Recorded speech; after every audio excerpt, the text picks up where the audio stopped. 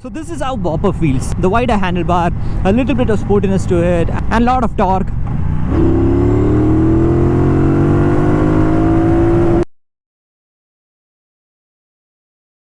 What's up YouTube? Welcome back to a brand new video, and we have the Triumph Bonneville bobber today. What an amazing motorcycle, man. Look at that.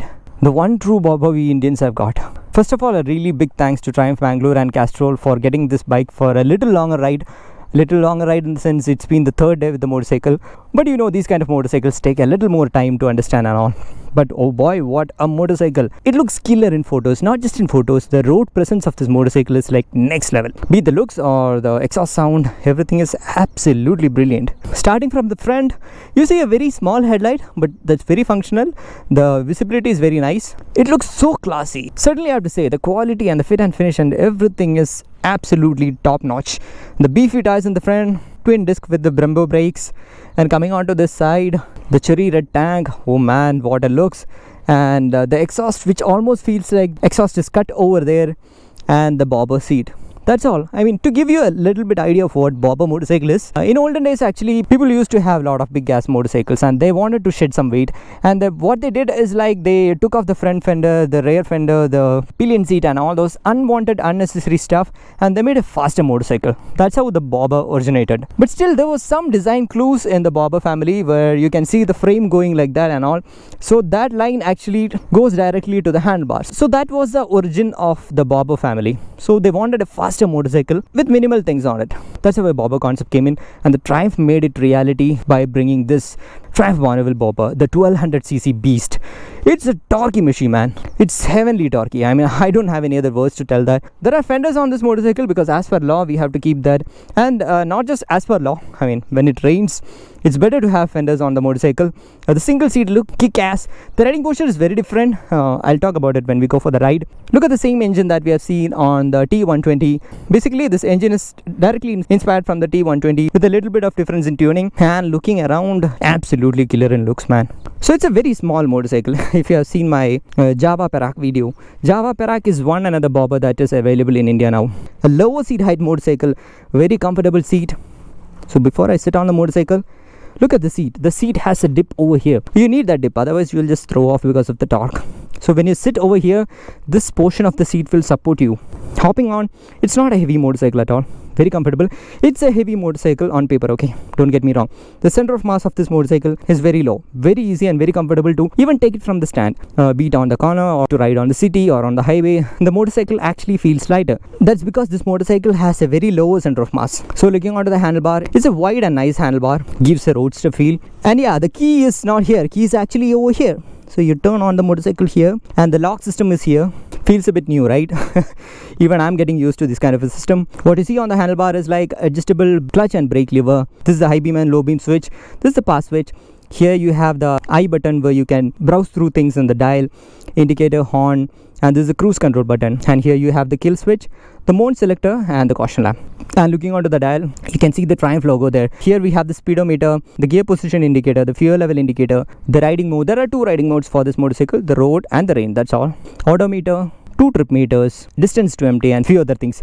And this motorcycle comes with traction control where you can switch it off. And I mentioned that this motorcycle has road presence in every manner. That means it killer in looks and it sounds so great. Let me turn on the engine.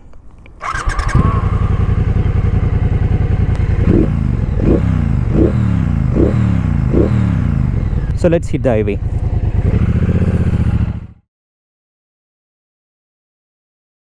Here we have an open road.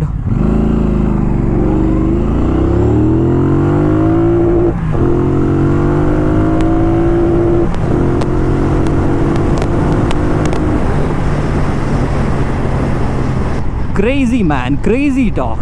That's what I was telling. Heavenly torquey. This motorcycle is like heavenly torquey. The engine is tuned in such a way that you have a lot of punch in the bottom end and the mid-rev range. This motorcycle is for that. That's why bobber is. Bobber is for that initial acceleration, how fast you can hit the 100 km/h mark or 140. So basically this motorcycle has taller gear ratios. That's one reason I'm in the 4th gear when I'm riding in 60 to 80 km/h. Once I cross the 80 or 100 km/h mark, I'll put it on the 5th gear, and the 6th gear actually comes into play at 120. So it has a taller gear ratios, but it is really nice. And yeah, I mentioned that this motorcycle comes with traction control and it is switchable. In my opinion, turning it off and giving a full throttle is like deadly, because it's too torquey. Definitely it'll have wheel spins, no doubt it'll have wheel spins. So the engine is basically what you've seen in the T120. Very nice. It gives a very raw feel of riding the motorcycle. It's a bit different from the other Bonneville that I've ridden.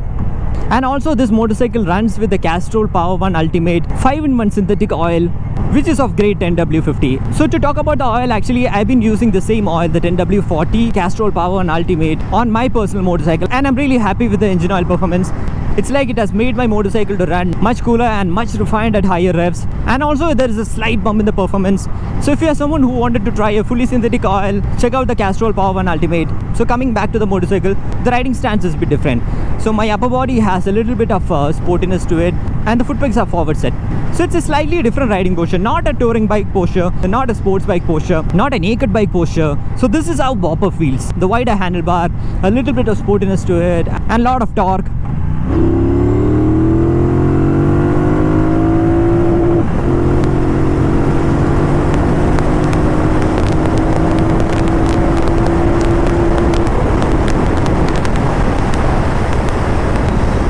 Wow, what a feel. That's what I told. So there is a slight slant on the seat, which is helping the rider to stay in the place. So that's all about the riding posture and all.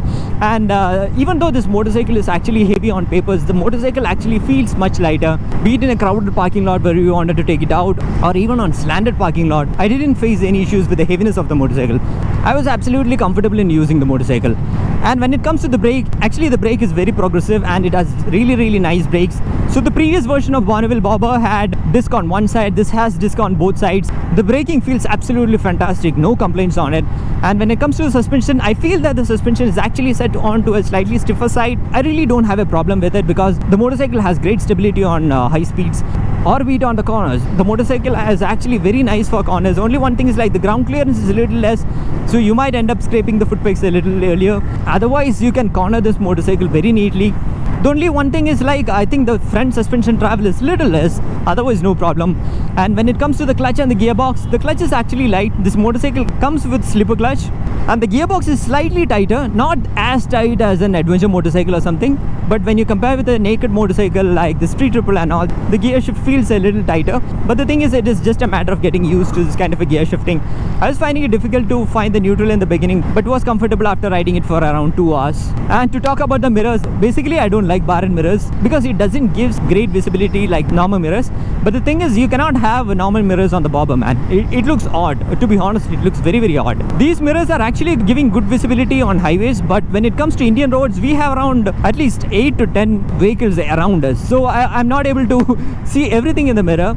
And the tires are actually giving good grip over the corners and high speeds. Actually, the front tire looks massive, man. It looks so beefy that the photographs are really nice. By the way, I heard from few new owners that the Bobber has ground clearance issues. Let me tell you one thing. Actually, I wish if someone would have told this thing to me when I was buying a superbike for the first time. So when you just enter the superbike market, the ground clearance issues everywhere. I mean, if you want to buy a good ground clearance motorcycle, most probably you can look for an adventure motorcycle. If you're looking for sports bikes or this kind of bike, most probably you'll have ground clearance issue. And by the way, this motorcycle has a ground clearance of 140 mm. Till now, I didn't had any problem with the ground clearance because I already ride a motorcycle with the ground clearance problem. It has 132 or 35 mm of ground clearance. That means it is bad. So coming from that angle, this doesn't have any problem. So don't get shy away from this kind of a motorcycle thinking that, oh, this motorcycle cannot handle too much of weight. What I'll say is that if you feel you are heavy and you are looking for a motorcycle which has 130 mm or less than that, then that might be a problem for you, especially to ride in India. Otherwise, ground clearance problem and finding pure petrol and all are always headaches for super bikes, man. So leave it, no problem. Only one thing is like when you see a taller bump, put your foot down, get your balls up. You're through it, no problem. Don't worry about it. Whoa.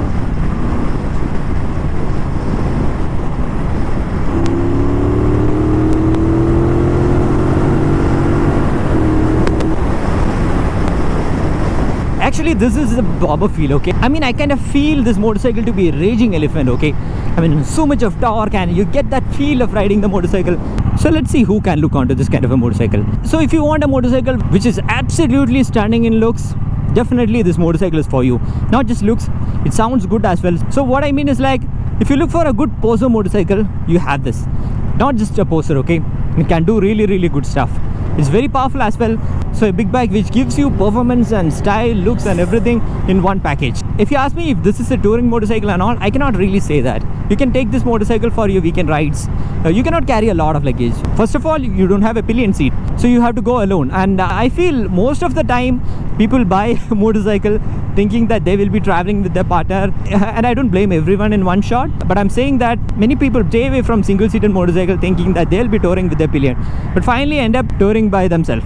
But yeah, this motorcycle doesn't have a pillion seat, so managing a luggage will be a bit difficult. You can have a tank bag over here, so if you can keep your things on the tank bag, then you are good to go. But in my opinion, the riding stance shows that it's a really nice city motorcycle. I mean, it's really flickable, more like you try to show off, man. I'm saying it in a positive way, okay? And one thing is, like, removing the fuel cap on this motorcycle. Not just this motorcycle, the Bonneville series is a little cumbersome because you have to take the key from there and put it over here and thread it out and take the fuel cap and all.